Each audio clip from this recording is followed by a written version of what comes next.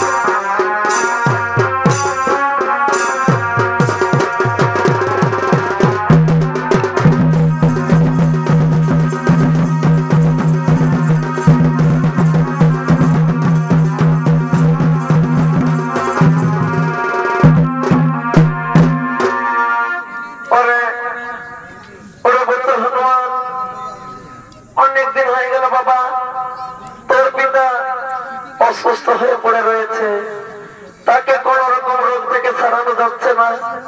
তাই তো কাল ভগবান স্বপ্নে এসে আমায় বলল, অঞ্জনা তুমি যদি কৈলাসে গিয়ে ভোলা বাবার মাথায় জলাভিষেক করো, তাহলে তোমার স্বামী সমস্ত রোগ থেকে মুক্তি পাবে। হ্যাঁ বাবা, আমি যে নারী, আমি কেমন করে যাব ওই কৈলাসের পথে?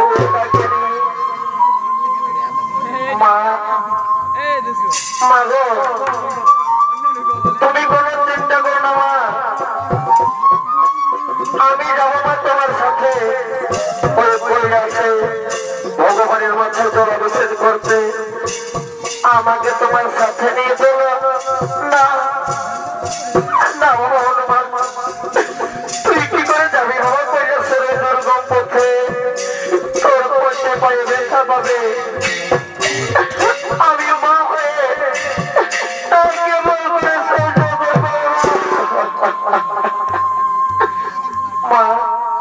মা গো, তুমি কোনো চিন্তা করো না মা।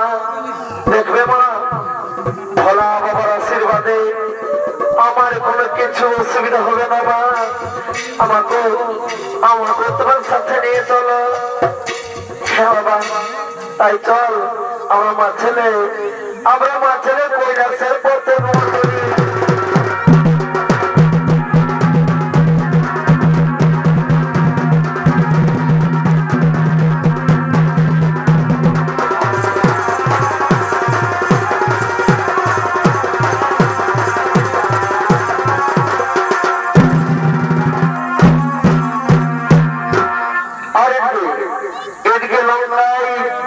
রাবণের পিতা বিশ্বেশ্বর ও তার মাতা নিকষা, তারা দুইজন আগমন করছে।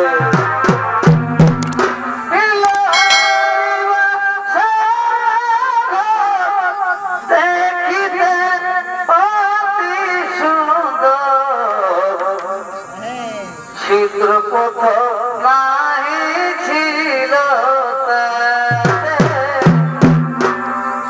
চিত্রপথ নাহি ছিল, আর প্রবেশিল কোন পথে? পরে ভাই তপশিল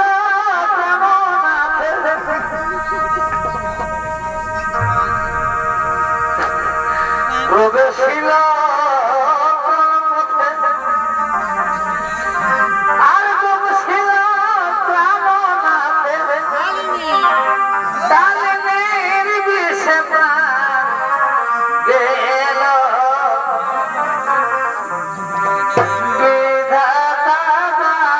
সাজিল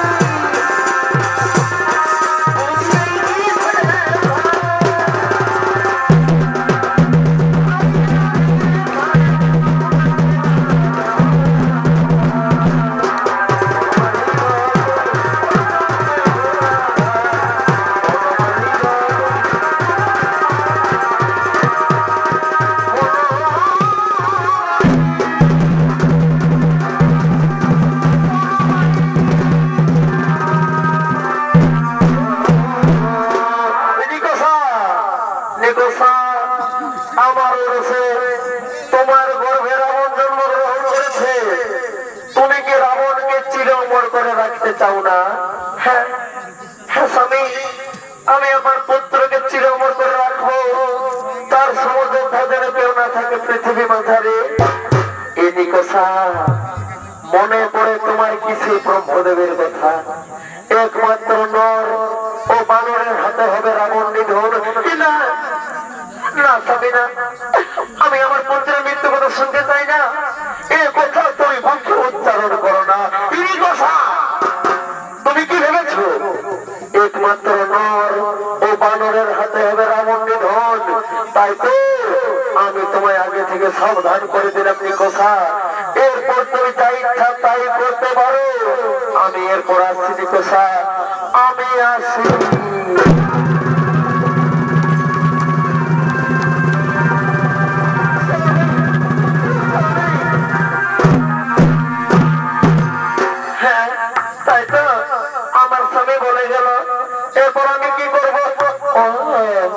মনে পড়েছে আমাদের গুরুদেব রয়েছে দত্তপুত্রতার জন্য। কোথায় গুরুদেব? দয়া করে দেখাবেন। কি গুরুদেব? এই গুরুদেব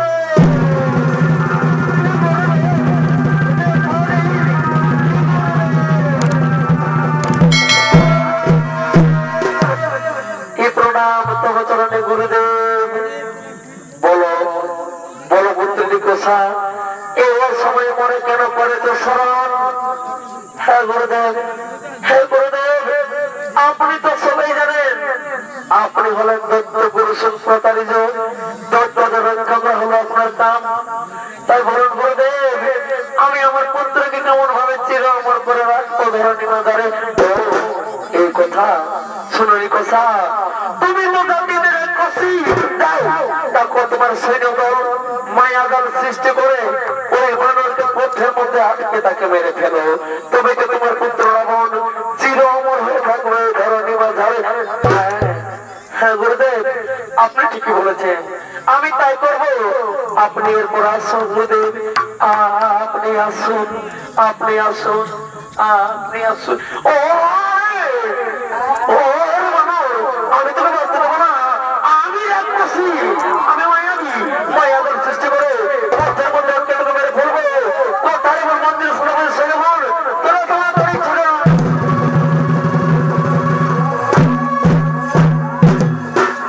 প্রণাম তব তরণে রাক্ষস মাতা, আদেশ করুন আমাদের কি কার্য করিতে হবে?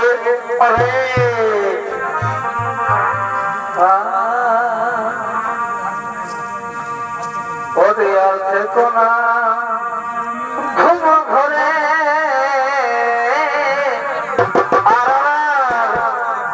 আর নয়ন মিলে